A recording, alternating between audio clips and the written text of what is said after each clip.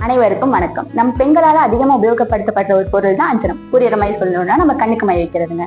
நம்மள நிறைய பேர் அஞ்சனத்தை வைக்கிறது, அதாவது கண்மை வைக்கிறது பழக்கமா வச்சிருக்கோம். இன்னும் சில பேர் பாத்தீங்கன்னா ஏதாவது விசேஷங்களுக்கு போனா மட்டும் வைப்பாங்க. இன்னும் பல பேர் கண்ணுக்கு மையே வைக்க மாட்டாங்க.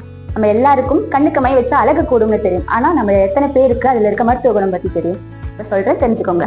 முதலாவது, கண் சுத்திகரிப்பு. கண்களில் சேரும் தூசி, கசடு போன்றவற்றை சுத்தம் செய்து தெளிவான பார்வையை தருவதற்கு அஞ்சனம் நாம் பயன்படுத்தலாம்.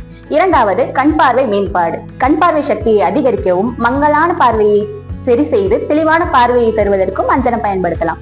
மூன்றாவது, கண்களில் ஏற்படும் எரிச்சல், அரிப்பு போன்றவற்றை குணமடைய செய்யவும் நாம் அஞ்சனம் பயன்படுத்தலாம். நான்காவது, அதிக நேரம் படிக்கிறது, அதிக நேரமா போன் யூஸ் பண்றது, இல்லைன்னா தூங்காம இருக்கிறதுனால ஏற்படுற கண் சோர்வை குணப்படுத்தவும் நம்ம அஞ்சனத்தை பயன்படுத்தலாம். வயதாவதால ஏற்படுற பார்வை குறைபாடு போன்றவற்றை தடுக்கவும் நம்ம அஞ்சனத்தை பயன்படுத்தலாம். நம்ம முன்னோர்கள் அஞ்சனத்தை பயன்படுத்தினாங்கன்றது நம்ம ஆயுர்வேத நூல்கள்ல குறிப்பிட்டிருக்கு. ஆயுர்வேதால நிறைய விதமான அஞ்சனத்தை சொல்லியிருக்காங்க. இதுல சில அஞ்சனங்களும் அதோட பயன்களும் பார்க்கலாம்.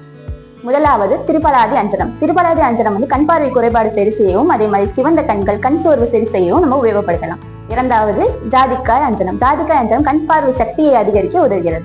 மூன்றாவது, வேப்பிலை அஞ்சனம். வேப்பிலை அஞ்சனம் கண்களுக்கு ஏற்பட்ட தொற்று நோய் இல்லைன்னா அலர்ஜி போன்றவற்றை சரி செய்ய உபயோகிச்சுக்கலாம். அஞ்சனத்தை அழகிற்காக மட்டுமல்லாமல் ஆரோக்கியத்திற்காகவும் பயன்படுத்தி பயன்பெறும். நன்றி, வணக்கம்.